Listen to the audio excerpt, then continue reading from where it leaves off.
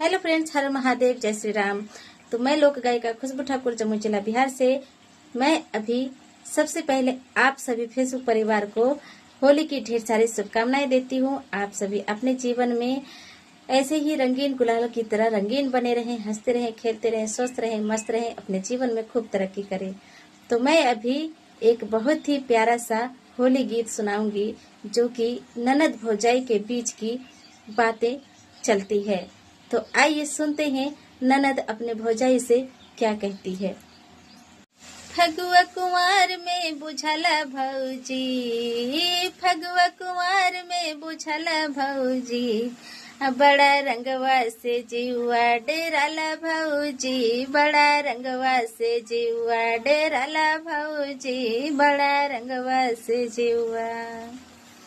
अब भाभी कहेगी अपनी प्यारी सी ननद को, होखत बियाह नहीं लगी डरवा, होखत बियाह नहीं लगी डरवा, ननदो जहिया तू जैबू बलम घरवा, ननदो जहिया तू जैबू बलम घरवा, ननदो जहिया तू जैबू।